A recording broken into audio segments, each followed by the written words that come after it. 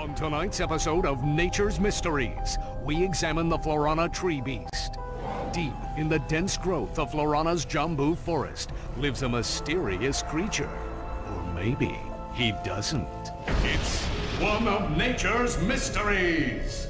I seen him run right through our camping site. He was buck naked, screaming and holding a banana. Or maybe it weren't a banana. It could be one of nature's mysteries. Legend tells that this mysterious creature is actually one of the greatest superheroes who ever lived.